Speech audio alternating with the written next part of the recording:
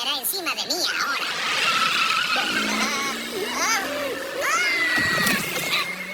Tras enamorarse de una hermosa chica, un tipo noble e inseguro de sí mismo pasó de ser un cero a la izquierda a convertirse en uno de los más famosos y desquiciados criminales de la ciudad.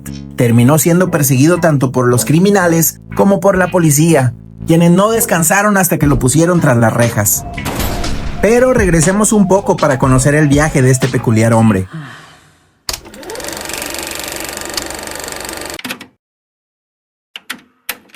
Stanley Ipkiss es un banquero que vive con su perro Milo en un pequeño departamento de Ciudad Edge. Stanley es una de esas personas que viven al día, esperando que la vida le sonría con algún golpe de suerte.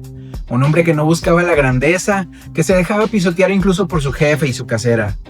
Stanley no era particularmente bueno con las mujeres tampoco, siempre terminaba dando de más a las personas equivocadas, y esas personas indudablemente se terminaban aprovechando de su nobleza. Cierto día conoce a Tina Carlyle, quien dejó a Stanley completamente flechado en cuanto la vio. Tina acudió al banco fingiendo querer abrir una cuenta, pero lo que en realidad hacía era grabar con una cámara oculta por orden de su novio Dorian Tyrell, criminal de la ciudad que buscaba posicionarse como el nuevo Kingpin. Al día siguiente, Stanley acudió a un taller a recoger su auto que tenía en mantenimiento, pero los mecánicos lo estafaron, reteniendo su auto con mentiras para cobrarle de más y prestándole una carcacha que se caía a pedazos.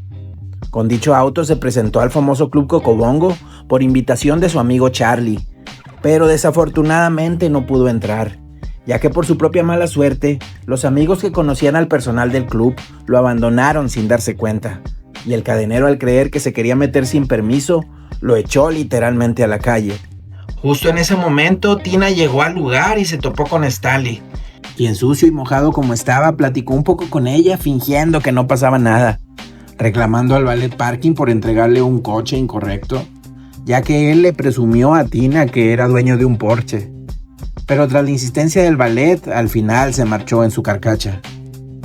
Tras salir rumbo a su departamento, el auto terminó por descomponerse en medio de un puente. Justo ahí es donde Stanley, al asomarse al río bajo el puente, encontró por accidente una máscara de madera muy extraña. Al regresar a su casa se relajó viendo un poco de caricaturas, pero al cambiar de canal se topó con una entrevista de un tal Dr. Newman que estaba hablando sobre su nuevo libro llamado Las máscaras que usamos. Esto le recordó la máscara que había encontrado y al tomarla en sus manos sintió una atracción muy poderosa. Casi como si hubiera sido hipnotizado, la puso sobre su rostro y al hacerlo empezó una transformación al mero estilo del demonio de Tasmania. Cuando por fin se detuvo de esos remolinos, apareció como una persona por completo diferente. Pero no solo su apariencia había cambiado, sino que ahora era alguien completamente opuesto a él. Ahora le encantaba ser el centro de atención. Además, desarrolló poderes mágicos que iban más allá de la imaginación, como si fuera capaz de controlar el universo. Embriagado con el poder que obtuvo, decidió visitar a los mecánicos que lo estafaron para darles la lección de su vida. Al parecer, la máscara no solo es un vehículo de gran poder, sino que convierte al portador en la persona que él con gran fuerza desea ser. En el caso de Stanley, alguien extrovertido que no le tiene miedo a nada ni nadie, que dice lo que piensa y hace lo que quiere sin detenerse a pensar en las consecuencias. Contrario a Stanley, quien rogaba por algo de amor y atención, la máscara en cambio lo exige y se convierte en un showman, alguien a quien es imposible no prestarle atención. Al día siguiente, la policía, liderada por el detective Calloway, investiga esta agresión a los mecánicos y a Stanley lo visita Peggy Brandt, una reportera que también está cubriendo ese caso. Peggy interroga a Stanley debido a que su auto estaba en la lista de clientes, pero por supuesto que él negó todo. Stanley, sin embargo, reconoce el nombre de Peggy Brandt, ya que ella anteriormente era conductora de un programa que tocaba temas del amor o la vida en pareja, al cual Stanley había enviado una carta anónima, autonombrándose con el apodo del señor Sujeto Lindo. Peggy recordó ese apodo y se emocionó por conocer al autor de la carta, ya que en ella él se mostró inteligente y con mucha empatía hacia las mujeres. Apenada, ella admite que además de todas las mujeres que se conmovieron por dicha carta, ella también siente admiración y una atracción por él. Stanley sonríe apenado y tras esa revelación, Peggy se despide y le da su número personal para que le marque en caso de que recuerde algo sobre el caso. Esa misma mañana, Stanley había intentado deshacerse de la máscara, pero al regresar a casa por la noche, la volvió a encontrar en su sofá. Ansioso de llenarse del valor que le dio la máscara y visitar a Tina en el club donde trabajaba como artista, inevitablemente vuelve a usarla. Después se le ocurre una buena mala idea, la de robar el banco de la ciudad. Lo peor del caso es que ese mismo día, los hombres de Tyrell también estaban ejecutando el atraco. Pero la máscara frustró su robo, dejándolos en manos de la policía. La máscara entonces, repleto de efectivo, llegó al club y se encontró con Tina, regalándonos una de las escenas más icónicas de baile en el cine. Dorian no está nada feliz. Tras enterarse que la máscara frustró el robo, además de que provocó que uno de sus hombres muriera a manos de la policía, intentó enfrentarlo, pero por supuesto que no lo logró.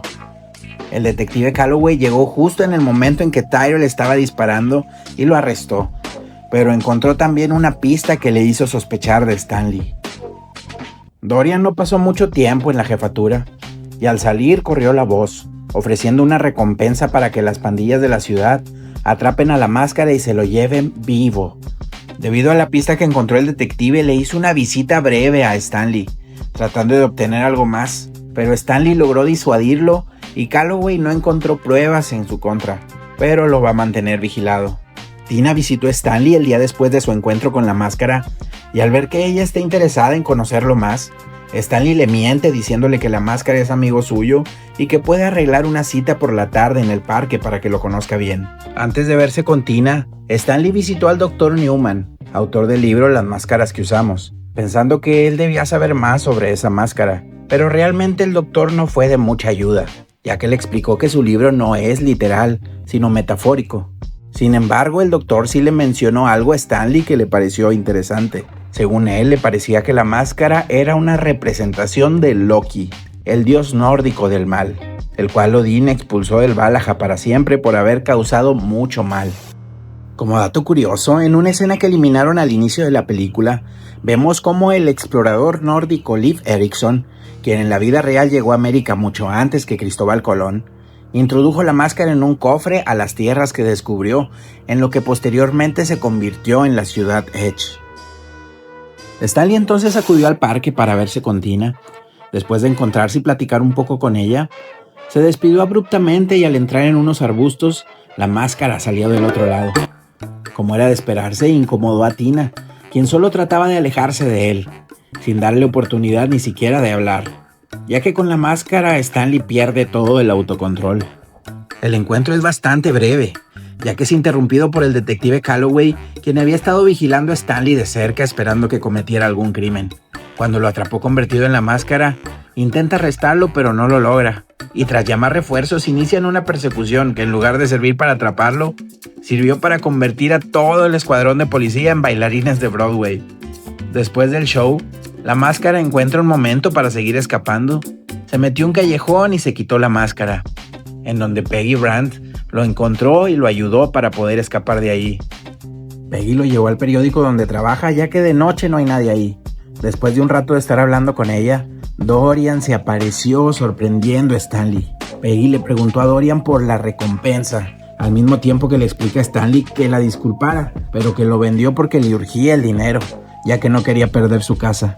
En la siguiente escena vemos cómo Dorian estuvo a punto de matar a Stanley, pero tras ponerse la máscara, cambió de idea y se le ocurrió que sería mejor entregarlo a la policía, ya que de esa forma cumple su venganza, además de distraer a la policía para que no le estorben en sus planes. Como segundo dato curioso, hay una escena eliminada en donde Peggy, tras insistir en que dejaran ir a Stanley, enfrentó a Dorian con un arma, pensando que podía detenerlo, pero la asesina a ella en vez de a Stanley, terminando aplastada por las prensas que imprimían el periódico, y como un acto de magia que solo la máscara podía otorgar, irónicamente es ella quien termina siendo impresa en el periódico en primera plana, dándole así por fin la noticia que tanto anheló. Tina visitó a Stanley en prisión tras enterarse de que en realidad él mismo era la máscara. Le agradeció por el trato que ha tenido con ella y también le contó que se irá de la ciudad, porque ya no quiere seguir siendo parte de los planes de Dorian. Sin embargo, al salir de la jefatura donde visitó a Stanley, los hombres de Dorian la estaban esperando y la atrapan para llevarla con Dorian, frustrando así su intento de escape. Stanley logra ver todo esto desde su ventana, pide ayuda, pero al no recibirla, gracias al apoyo de su perro Milo, logró escapar de prisión para ir al rescate de Tina. Al llegar al club en donde Dorian planeaba tomar el control de todo, Stanley se infiltra, pero rápidamente es descubierto y cuando todo parece perdido, a Tina se le ocurre crear una distracción para que Stanley recupere la máscara. Tras una lucha en la que incluso Milo, su perro, se ve involucrado, finalmente Stanley y la máscara vuelven a unirse, y es así como logra salvar el día, deshaciéndose de Dorian al gran estilo de una caricatura tipo Bugs Bunny, arrastrando a Dorian a un desagüe y rematado por su propia arma, teniendo el final que desde un principio él mismo se buscó. Gracias a las acciones de Stanley frente a los invitados del club, que entre ellos se encontraba el alcalde de la ciudad, este lo absuelve de sus cargos por haberlo salvado y lo dejan ir. Al final de la película, Stanley, quien ahora tiene a Tina a su lado, lo último que quiere es arriesgarlo todo otra vez. Y sin importarle el gran poder tirado a la basura, finalmente y con el apoyo de la misma Tina, se deshacen de la máscara. El viaje que hizo Stanley no solo fue de caos y destrucción. El desarrollo de él al ponerse la máscara, alejándonos de la ciencia ficción, logró forjar en su interior un despertar que nunca habría podido lograr por sí solo. Aún sin tener la máscara, logró sacar esos rasgos que había reprimido, como una gran valentía, seguridad y determinación, cualidades que finalmente lo llevaron a alcanzar esa plenitud que tanto había buscado. Ese tipo de máscara que a veces es necesario que nosotros mismos usemos, no es una que muestre una cara de nosotros que no somos, sino una que nos impulse a sentir que somos lo que deseamos ser, que nos dé el valor de alcanzar nuestros objetivos, que nos haga sentir fuertes para que nadie pueda penetrar a través de nuestras inseguridades, y que al final del día, al igual que Stanley, nos ayude a encontrar esa felicidad. Esa máscara no es una versión inventada de nosotros mismos, sino algo que ya existe en nuestro interior, pero que debemos tener presente que en ocasiones es necesario dejar salir todo eso que reprimimos, ya que además, si solo mostramos lo que las otras personas quieren ver, no estamos siendo auténticos con nadie, ni mucho menos honestos con nosotros mismos.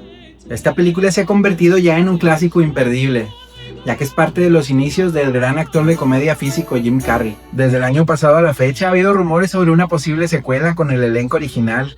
El mismo actor lo ha comentado en entrevistas, pero pues no hay nada oficial aún. Hasta aquí el video de hoy, espero que te haya gustado. De ser así, no olvides dejarme tu like. Si gustas puedes dejarme un comentario, me encantaría leerte.